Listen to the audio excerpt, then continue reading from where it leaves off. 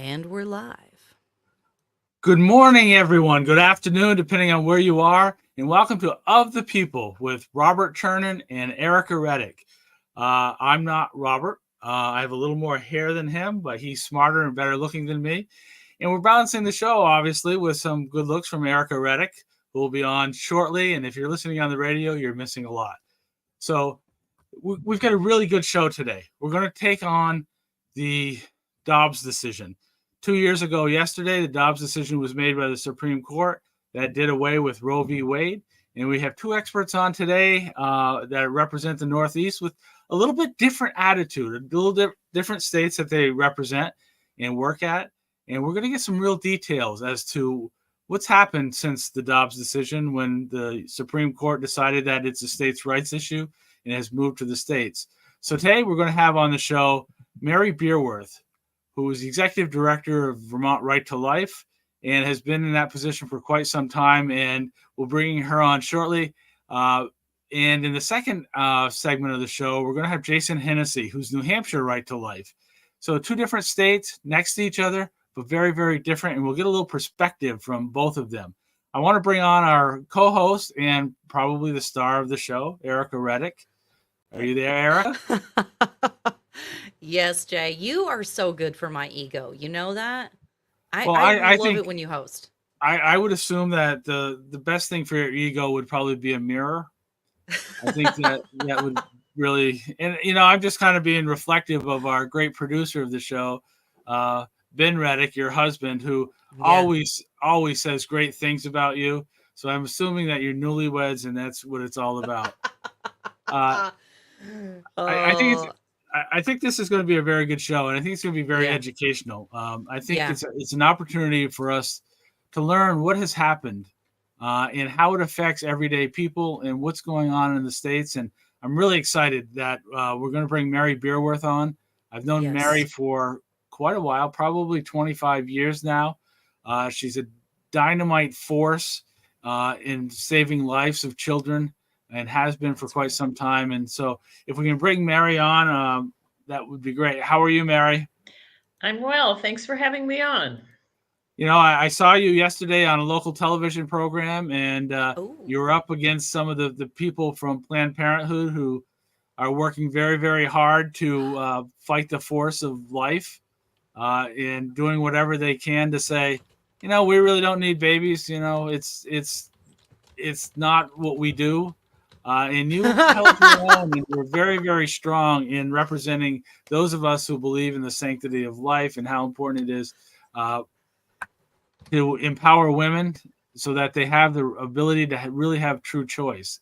So tell me a little bit about what's happened in Vermont since the Dobbs decision. I know there's been a lot of legislation with the Constitution, but some of the things that you're doing in Vermont to really make a difference.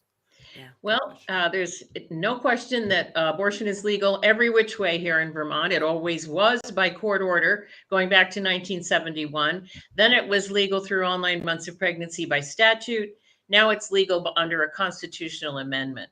So that groundwork is laid out. We are working under a network of pro-abortion forces led by Planned Parenthood and the UVM Medical Center, who are the two largest providers of abortions in our state.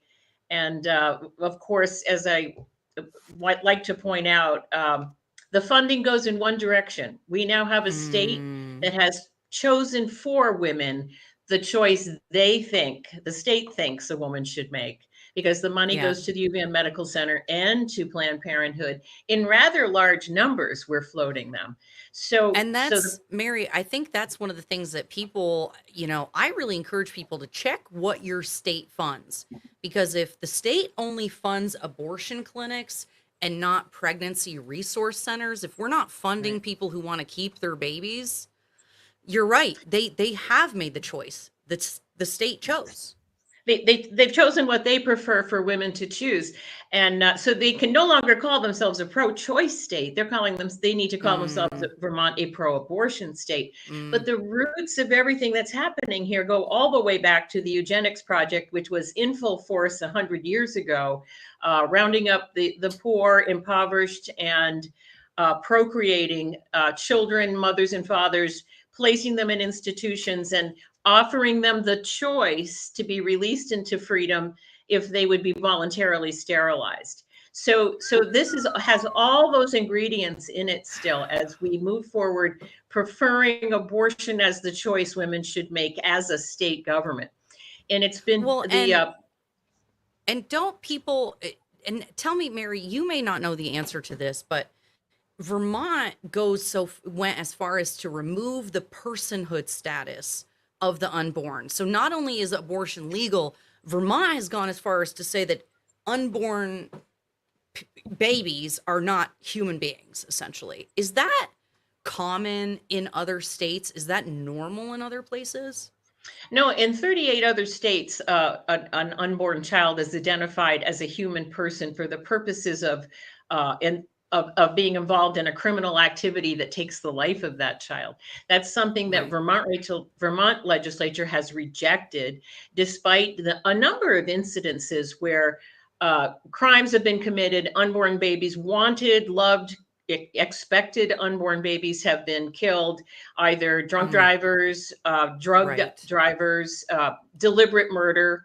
And though we've gone to the state house and begged for them, the legislation actually excludes abortion, and they still will not even give that bill a hearing because they don't want any recognition of the unborn child as a human person.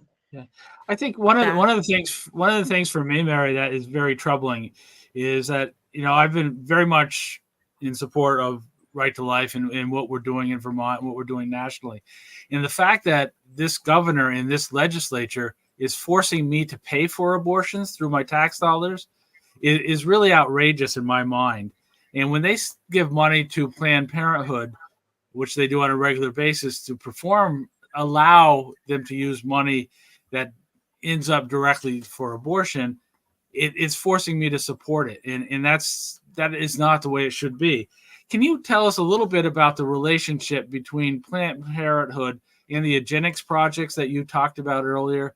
I think there's a link between the two, and that what's going on in the legislature now in these laws is just a continuation of eugenics.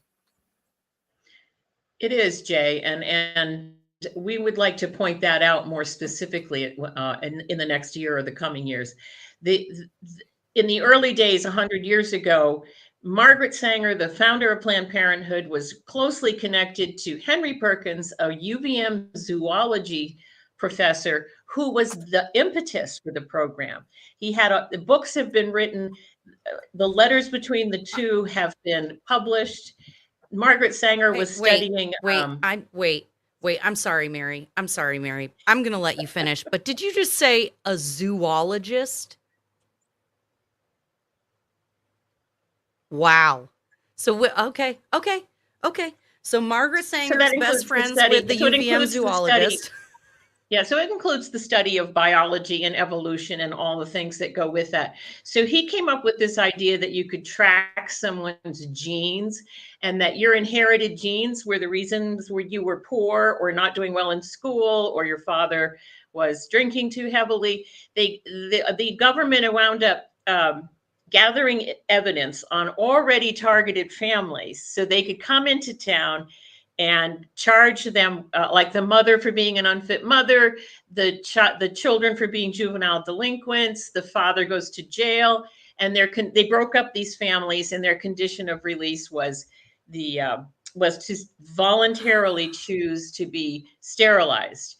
So I always tell a couple of stories about that, but I want to get back to the other connections. Margaret Sanger was also heavily connected to the eugenics Nazi Germany program. She admired Hitler. She went over to study what he was doing because she herself was a eugenist, racist bigot. And Planned Parenthood to this day has never, ever denounced their founder, Margaret Sanger. In fact, they call her to this day Saint Margaret Sanger. What? So, yeah, I'm not really sure there are any other saints. I hear this about Patrick Leahy being Saint Patrick, but I don't believe in my Catholic background that there are many saints that believed in eugenics or the killing of children at all. I just don't see the consistency in how they can even consider using the word saint. And I'm a little bit offended by it as well. And one of the, you talk about the racism and all of that, and in Vermont, there were not a lot of people of color back during the eugenics project. So they took on some of what they thought were unequal people, like the French Canadians. So they were looking for groups that did not fit their mold, and they're continuing to do that now. I think where they're looking in neighborhoods and they're looking at people. So there's not a whole lot of difference. And the worst part of this is this legislature, whether or not it's intentional or not, are continuing some of these thoughts and these ideals that really are racist in nature and really destruction of the family unit.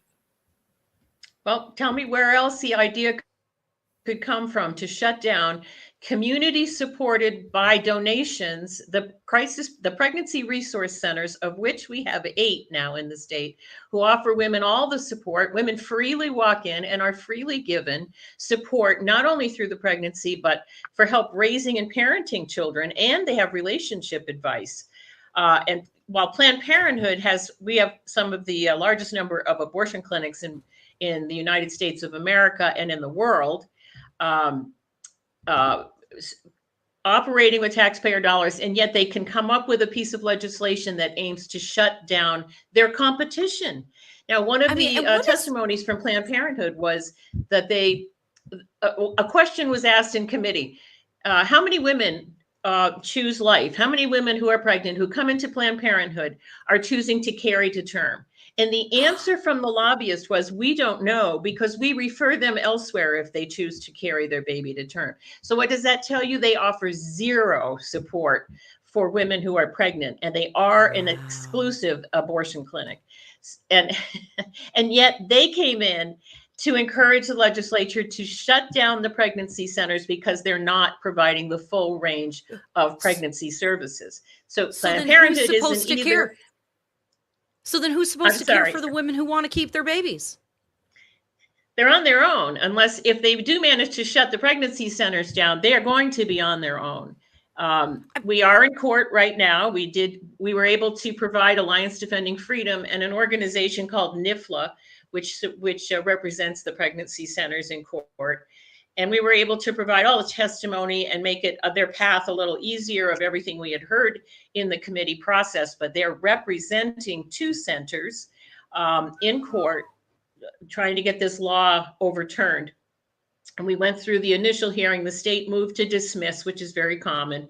And the result of that process is that the Judge William Sessions has upheld the standing of the pregnancy centers to move forward with the case. And so now we're going to be in discovery, and I'm certainly looking forward to watching that. Oh, that's almost more worth it than anything. It is. Forcing them into discovery. Are you anticipating what they're going to uncover in that process? Do you have like a hope or dream scenario? Well, there's already been evidence submitted. Our Attorney General is under the new law. It was S37. It's now Act 14. Under that law, the Attorney General, Charity Clark, is granted full authority to enforce whatever she feels is deceptive language, and can impose up to $10,000 fine, which would crush the pregnancy centers. They're not financially as wealthy as Planned Parenthood, and so. When she was running for office, she taped a Facebook video saying if she was elected, she would work to shut the pregnancy centers down. So we have that feeling of a chill coming from the state on their right to free speech. I mean, there's all kinds of words that can be interpreted different ways. And with that hefty a fine, we are looking at an essential chill on the pregnancy center's ability to advertise or to speak in public. So there's plenty of information, plenty of testimony. We're going to be there to help provide that. One of the interesting things I saw is that Planned Parenthood decided they're going to invest now $40 million in the region to promote their services and going forward. What kind of money are the pregnancy centers putting towards that kind of public relations and lobbying effort? Is it somewhere around 40 million as well? Oh no, they won't be. Yeah, they won't be spending a dime. All their money goes right to the services for pregnant women and young girls who are in crisis. interestingly enough, this year, Planned Parenthood testified that they are running a $3.9 million deficit. So I find that very suspicious. That the million, almost $2 million they get in taxpayer funding to provide these services, and they wind up leaving behind a $3.9 million deficit. It's very curious. I really hope to look into what their financial picture is. But no question, they have the borrowing power and the government money, and they can spend $40 million. Yeah, I would think by talking about their deficits, it's really an appeal out there for additional fundraising, whether it's from private donations or from the state of Vermont. I just want to go back one more thing. You're saying that the state of Vermont gives about $2 million. No, let me clarify that, Jay. It's $1.5 million from the Title X federal dollars and an additional $450,000 from the state. This is just for the state of Vermont. And then they get special grants for their websites or whatever they're doing next. And it's very important for your listeners to understand that Planned Parenthood is in your kids' classrooms. They pushed for a bill that allowed free access to condoms from middle schoolers through high school in the schools. They have eliminated any reporting requirements for the school nurse, teachers, or anyone who sees someone as young as 11 or 12, or an older gentleman, maybe the janitor, helping himself to those condoms. And so they are in the schools. I believe that it is the Planned Parenthood condoms that are provided for the school systems. So they're using their foot in the door to sexualize children as young as possible. And they've opened up a new business as their abortions are going down as of 2021. We'll have to see what the new figures look like. But they are the second largest providers of the hormones for transitioning come from Planned Parenthood now. Oh, I've heard that. And that figure is for the country. And that I've heard that a lot of people are going there for hormone therapy, whatever, because there's basically there's no counselors, there's no therapists, there's no barrier to getting them. They're just like, we'll just write you a script. The legislation that was passed in 2023, very specifically in two pieces of legislation, Act 14 and Act 15, will only allow providers to affirm. If you can only provide gender affirming care. So anything short of that is not legal. So if you say, well, gee, you've got problems at home, let's flesh this out. You think you might be in the wrong body.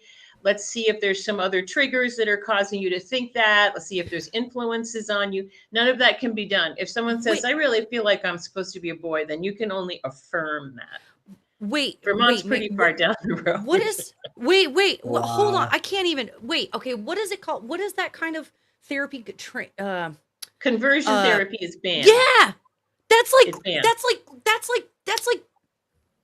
like state mandated conversion therapy. Am I missing something? Yeah, a legislature that has any sense of common decency, morals, order, their job. I mean, if you can't, if you're not supposed to talk to a kid who thinks that they're gay or whatever and talk them out of it, how can it be legal to talk them into it?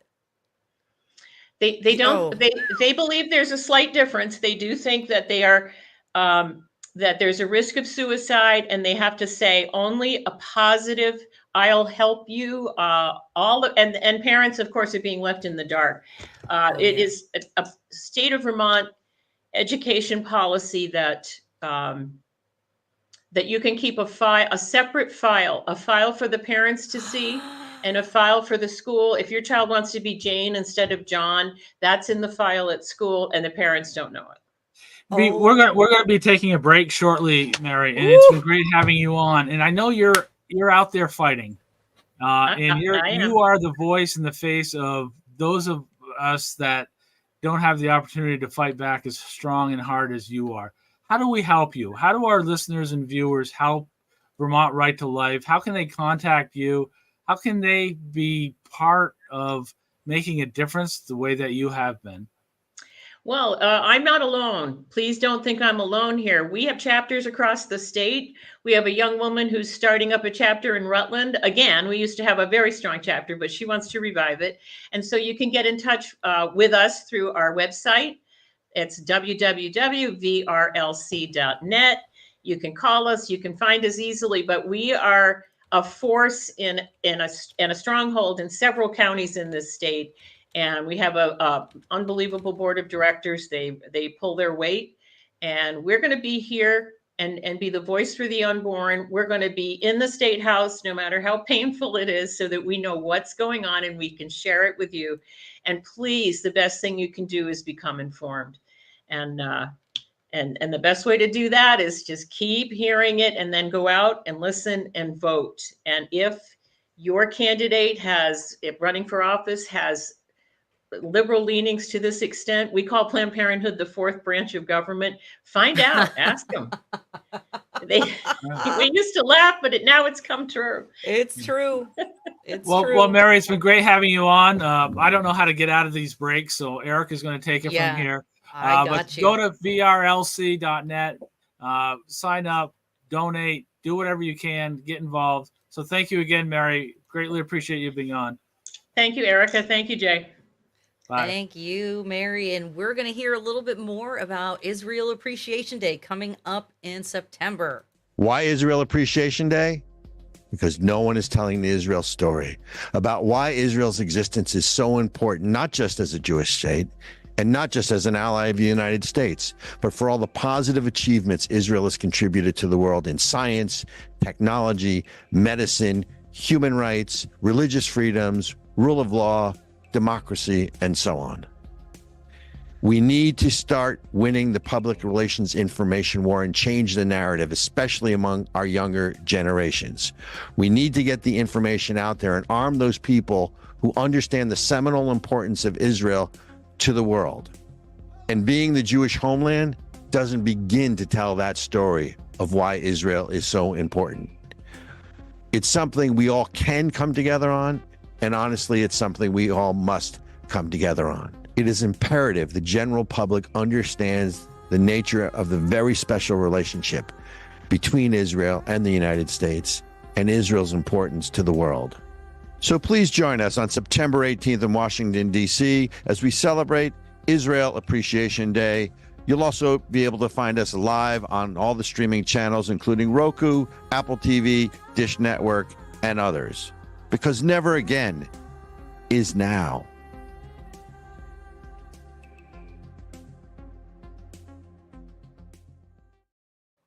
And we're back.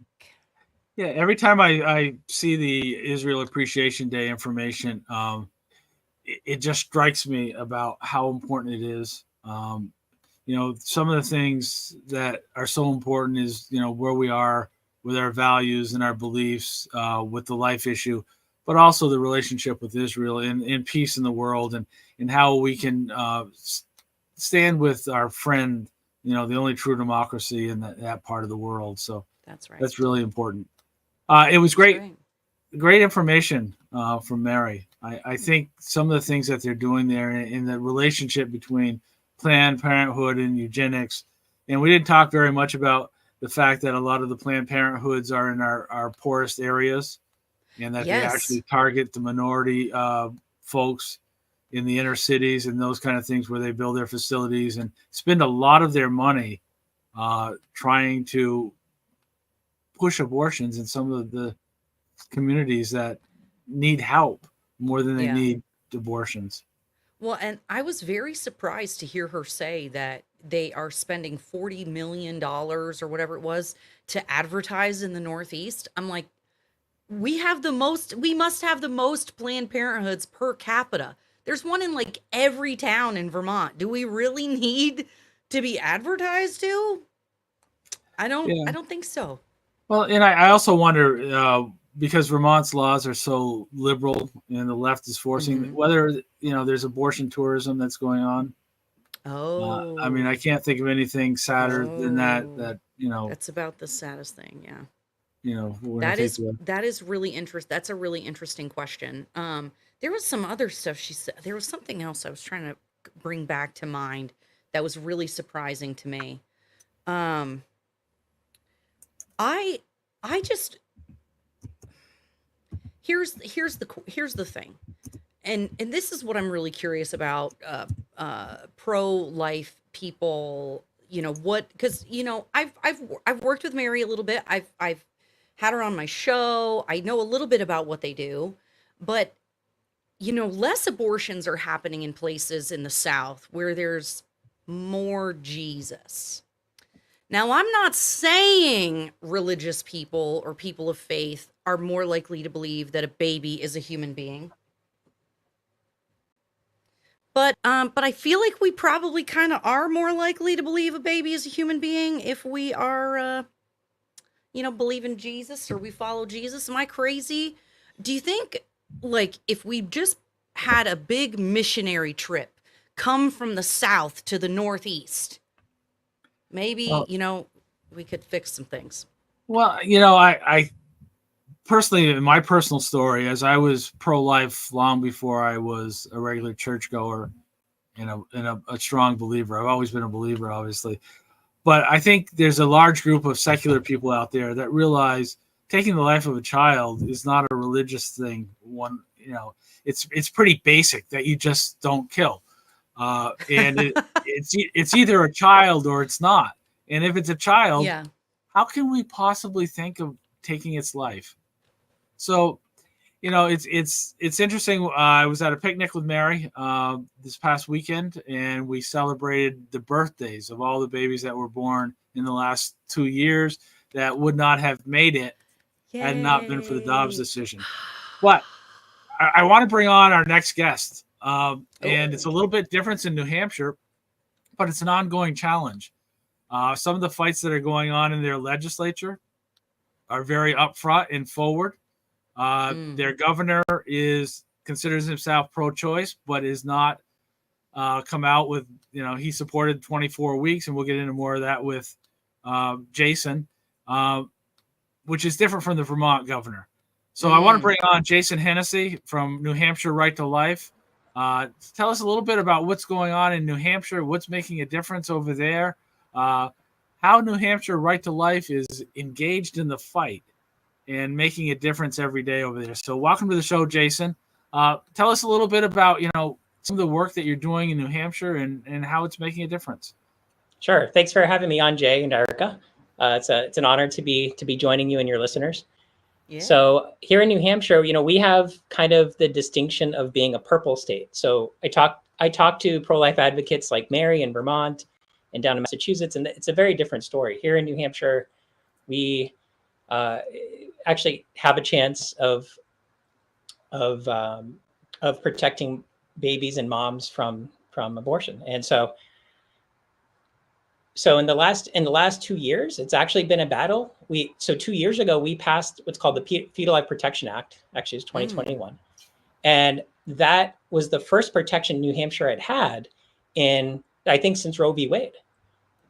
So we had repealed all of our pro-life laws in like the 90s that were overridden by Roe v. Wade. And so in 2021, under Roe, we passed this, and it protects children at 24 weeks or 6 months. And it's amongst the most moderate protections. I think at the time when it passed, something like 45 states had laws at that level or earlier. And so this is a protection for moms because late-term abortions are very risky. Yeah.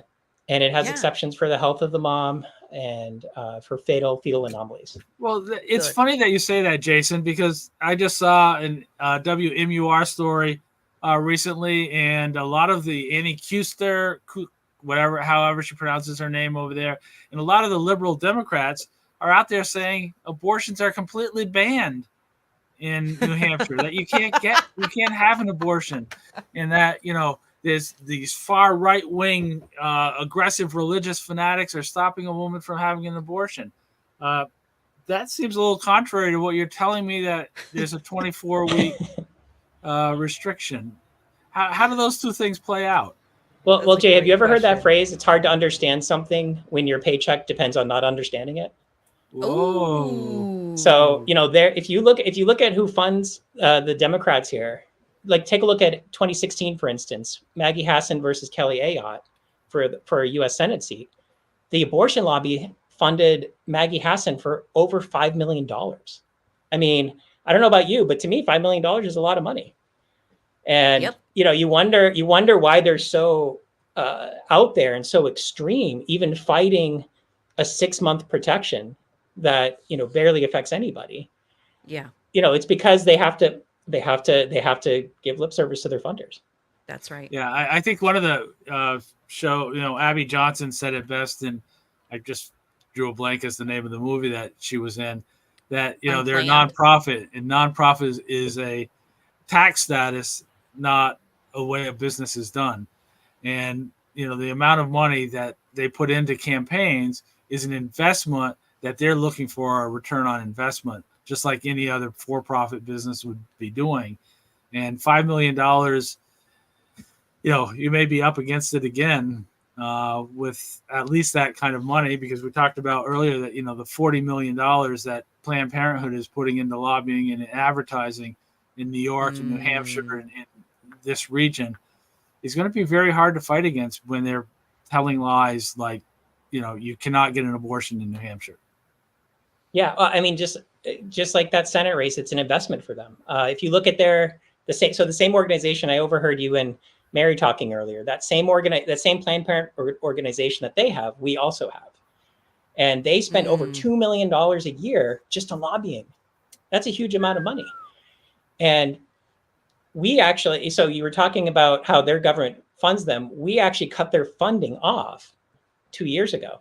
And the interesting thing is from their Title 10 subsidies. And the interesting thing is, guess how many Planned Parenthoods closed as a result of that? So it was millions of dollars a year. Guess how many closed? Zero. Well, actually 6. Oh. So 6 Planned Parenthoods closed. Guess how many in New Hampshire?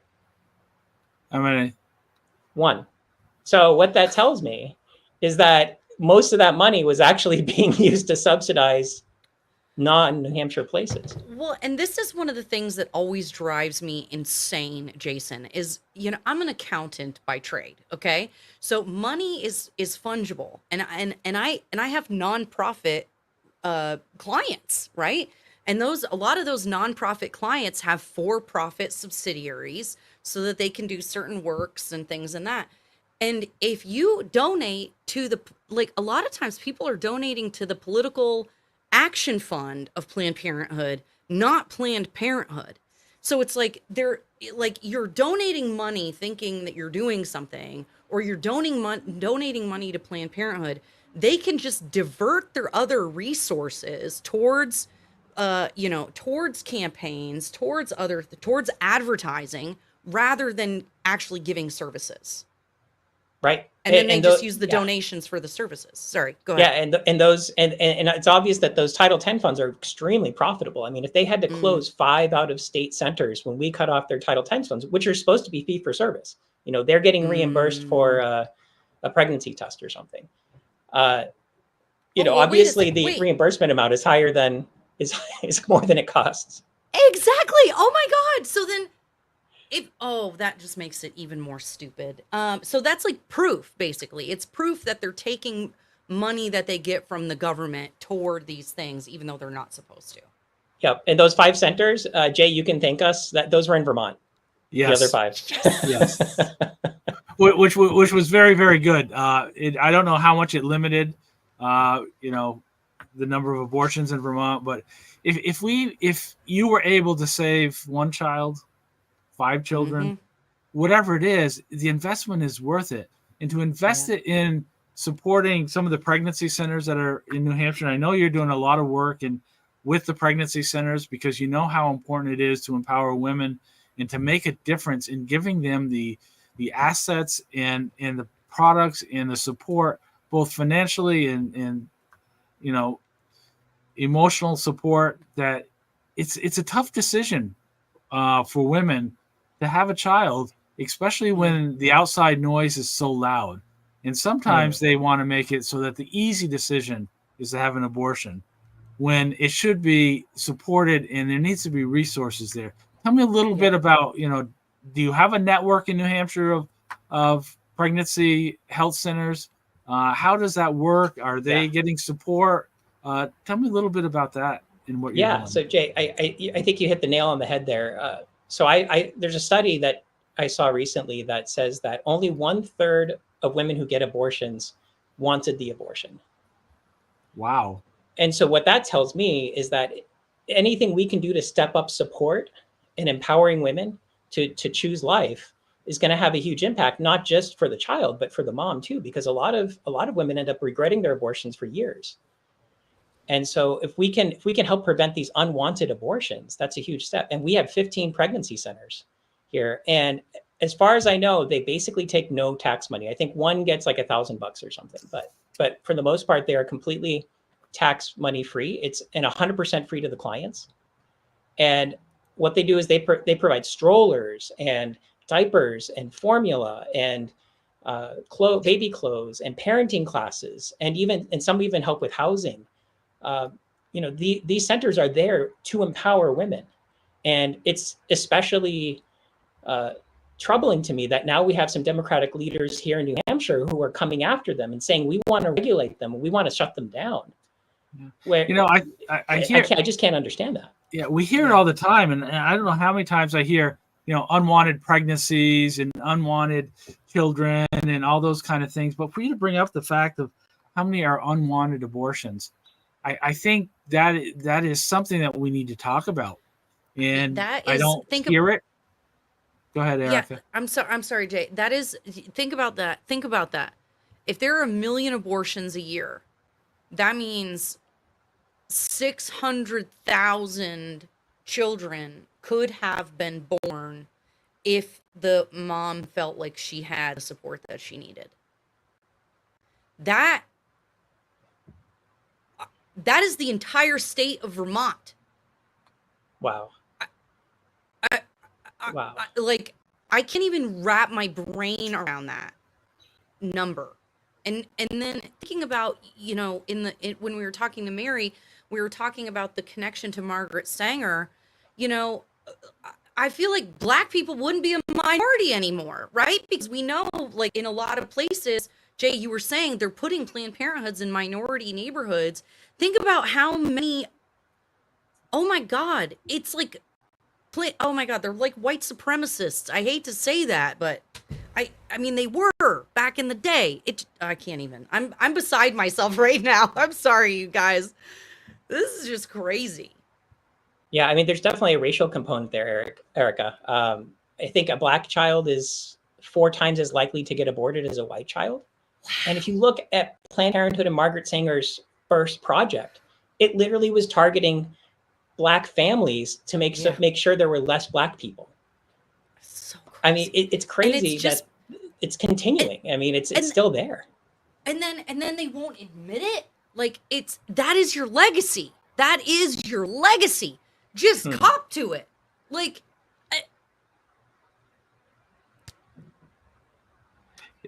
I want to know I want to hear the justification from an abortion provider that says, well, yeah, we know we started as a eugenics movement and we wanted to get rid of all the Browns and whatever, but how do they justify it now?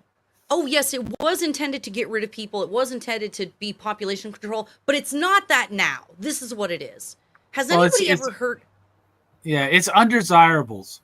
And I think that's one of that. They are the ones that get the real pro-choice is it's Planned Parenthood that's choosing who should live and who should die by how they invest their money and where they put their assets.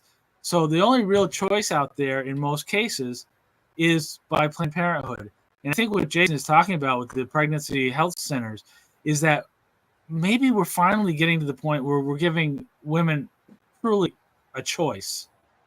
And if you want to call yourself pro-choice, you cannot justify it without giving women the real opportunity, empower them, and put them in a position where they can make a true choice. So, Jason, forgive me if I missed it, but so New Hampshire actually put in a law protecting the unborn over 6 months. Now, does New Hampshire have any legislation trying to shut down pregnancy resource centers? Well, thankfully, we have not. I suspect that the other side knows that we're not Massachusetts and Vermont. They can't just, in our purple state, they can't just sneak that through in the middle of the night without anybody noticing. Yeah. But the rhetoric has been going higher, and now we have a congressional candidate, a very prominent one, who is saying she wants to shut down pregnancy centers. So it's coming out of the back room, and it's hard for me to understand why you would want to do this unless it's market protection for the abortion providers. Yeah. I mean, that's the only thing that really makes sense. Or malevolent, or you're just an evil, awful person. I mean, what else would it be? Who says we don't want women and families to have support and care? No. Yeah, you know what? If you want to have your baby, cool. Just nobody's going to help you and you're on your own. Yeah. The other thing, also unlike Vermont, where they have a supermajority in the legislature, and sometimes people in Vermont are saying, well, my vote really doesn't matter. My vote doesn't really count. It's not that way in New Hampshire.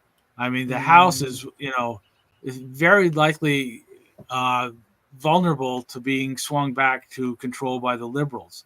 So I think, if you can give us a little understanding of how important a pro-life, pro-woman support is when you go out and vote, give us a little bit of background on that, Jason, as to how important it is for pro-lifers to get out and vote and really make a difference. Oh yeah, Jay. I mean, so there are really two fronts on advocating for empowering moms and protecting their children, and one of the big ones is the legislature. We have in New Hampshire, we have I think it's the second largest legislature in the country. We have 400 reps, and we have 24 senators, and if we go blue, I imagine in November, that we will see laws limiting pregnancy centers just like Vermont has. And so it's very important if you want not just to keep the status quo, but if you want to keep this ability to have charities even helping moms who are pregnant, we need to get out there and vote for pro-life candidates. So we have New Hampshire Right to Life has a political action committee. We'll be publishing a voter guide for where the candidates stand, but it's so important that you help out your local candidates. They need, these state reps. They're, a lot of them. There's 400 of them, right? So yeah, they need all the help they can get. Yeah. That's right, you guys. If you're in New Hampshire and you're watching, you better be out there. Find somebody to vote. Find your rep candidate that doesn't suck. And vote and volunteer for them. Exactly. And the elections with so few people that actually vote in the elections in New Hampshire because the districts are so small. 5 votes, 10 votes, your friends, your neighbors, your family members, you need to encourage them to go out and vote for life. Oh, and absolutely, Jay. Yeah. Not just life, but give women a real choice. Put them in a position where they can make a decision that's right for them. And I think we're running out of time. But I want to give people an opportunity to be able to contact you, Jason, and your organization, New Hampshire Right to Life. Tell us a little bit about how they can do that, how they can make a difference. Sure. Would love to. So our website is nhrtl.org, the acronym for New Hampshire Right to Life.org. And we would love to hear from you. You can get on our mailing list. We try to keep people up to date with what's going on. And really just being active and sharing your passion and for protecting children and empowering moms really is. We also have to change the culture, and that's a big part of it. Amen. Yeah. Amen. And I think that's one of the things that we want to talk about is that a lot of times in Vermont it's tough with legislation, but you can still give people an opportunity and do the right thing. And in New Hampshire, it's both, where you can be actively involved in making a difference politically that empowers women, but you can also let people know your feelings and how important it is to have, the sanctity of life. This has been great, Jason. Greatly appreciate you coming on the show. I think we've learned a lot. And just please keep up the good work, and I appreciate you being on the show. Thanks, Ed. It was an honor to get to spend some time with you guys. Yes, thank you, Jason. And we want to say thank you to our supporters over at ASIC, Defenders of American Freedom. Let's hear what they've got to say today. America came into being based on a shared belief and a common set of values. Unlike other nations that were bound together based on common ancestry, race, or caste, we came into being based on a simple and shared set of ideals. That the power of government is based on the consent of the governed. That life, the freedom to live life on our own terms in our own way, free from government interference, and liberty, our most precious value, and the pursuit of happiness, which means we are free to pursue that which we choose, with the knowledge and courage to know that nothing is guaranteed to us in this life. Those values, America was founded on these basic inalienable rights. Freedom to pray to God in our own way. Freedom to think and speak freely without fear of punishment or harm. And freedom to gather in our places of worship and in our local taverns. And freedom to defend ourselves, our families, our homes, and our neighbors as we see fit. The American Center for Education and Knowledge is dedicated to protecting American exceptionalism anywhere and everywhere it is threatened. ASIC is a 501c3 and depends on your tax-deductible donations. Please help us continue our fight. And we're back. Yeah, I greatly appreciate the support ASIC gives this podcast and radio show. They are making a difference out there. So if you get a chance to go to their website, it's a really good idea for you to do that. If you can make a contribution, that makes a difference as well. And let's talk about, how we can support people. Go to Vermont Right to Life via VRTL.net, New Hampshire Right to Life, NHRTL.org. These are three groups that are making a difference out there. So let's make sure we support them and do what we can. And any donation that you can make, I'm sure they will love that. And Absolutely. Let's support Of the People with Robert Chernin and Ericka Redic. How do we do that, Ericka? How do people support this program and this podcast? That's a great question. You can, on whatever platform you are watching, YouTube, Rumble, Facebook, Twitter, podcasts. Are you listening to us on a podcast? Wherever you're listening, you hit the thumbs up, the like, whatever it happens to be. Give us a rating. Tell the internet that we're super great. 5 stars only. That's an order. And share our podcast with somebody that you think would appreciate this content. You can send them a link via text. You can, send them a link via email and just say, hey, I really think you'll find this information fascinating, particularly today's show, Jay. What a great resource having Mary and Jason on talking about the fight for the unborn. There's so many people out there who need to hear that. They need to hear this information that they're not alone. So share it. Share it. And most importantly, subscribe. It doesn't cost you anything. You just click the little red button if you're on YouTube, hit the thumbs up, hit the bell so you receive all the notifications. And just on a personal note, Robert will be back next week, I hope. I'm sure he's out saving the world, making a difference. He's nonstop energy, as is Ericka. I think they bring me on the show every once in a while so that I can calm things down a little because they have so much energy and so much excitement. But feel free, and I want to say this to people. I'm fairly active on Twitter, so if you want to follow me at JAY the Shepherd 1 on Twitter, if you follow me on the next couple of days, I will follow you back. I try to follow back most people. There are some that I don't follow back because they are obviously crazy or they're trolls or they're attractive Asian women that, my wife doesn't really want me interacting with too much. I've been married for 38 years. So, so if you see the balance is a little off, the people I don't follow back are not the people who listen to this show and make a difference. So, That's right. I will follow you back over the next couple of days if you follow. So it's really important that you get engaged and get involved. And one of the takeaways that really hit me with what's going on here is we talk a lot about the life of the child. And of course, that is vital. That's so important. But the empowering of the women to have the opportunity to make real choice. And unfortunately, so many times the easy choice is abortion. And I think when you look at some of the pregnancy centers and the ability to get an ultrasound to know that it is a child, makes you really understand what the process is all about. But Yeah. one of the things that Jason said that, 2/3 of women didn't really want abortions. And I think can tell we need to you, start talking more about women and empowering them. And you're out there talking to women all the time and you understand it. And it's a little bit different from a male perspective. I mean, it can come and go with a man, but with a woman, it's a lifetime. It's a major process. yeah. Well, and I can tell you, Jay, I'm one of those women that would not have gotten an abortion had I had the support and literally any human being in my life telling me to make a different choice. And I'm saying that not to be a cut on any of my friends or any of my family, but I think the most important thing that I've heard in either conversation today was what Jason said. He said, we have to change the culture.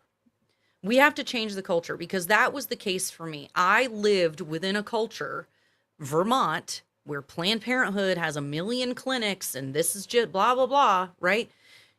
You're inculcated into this culture that says that it doesn't really matter and it's not that big a deal, and promiscuous sex makes you empowered, and it doesn't matter if you're having sex with a loser who can't be the father or can't be a provider. Just do whatever you want because it's all about self-happiness and fulfillment and all the other bull crap that we feed people in today's culture. It's a lie.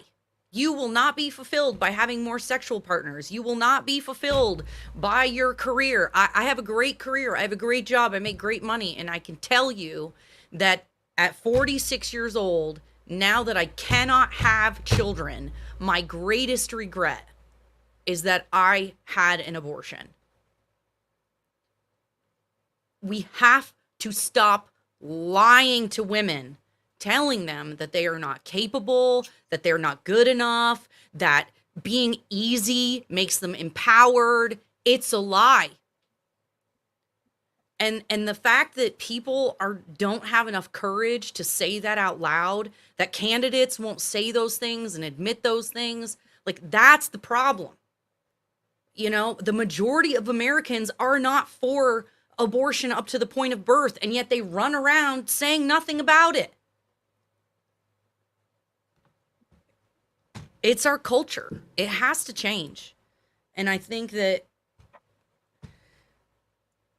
the work that Mary and Jason are doing is so important, just providing an opportunity for people to learn and grow, and find out the truth about abortions and abortion industry and pregnancy, rather than the lies that our culture tells us. Yeah. And go and take a look at, every nonprofit in this country has to fill out a Form 990. Check out these organizations. Find out the fact that Mary and Jason, I don't know if they get paid or how much they get paid or anything like that, but I do know the kind of money that these administrators and people at Planned Parenthood make. It's a huge amount of money. They don't invest $40 million without expecting a return on that. And sometimes the sad part is, but it's a good part, people like Jason and Mary are investing their time, their caring, their dedication, and they're getting a return on their investment.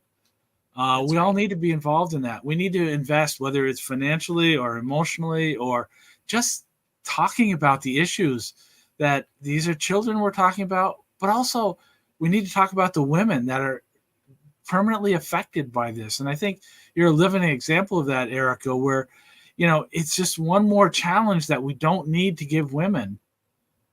We need to be there to support them, to make a difference, both financially, emotionally, because women are smart enough, they're strong enough, they're talented and capable enough to be successful in life with children.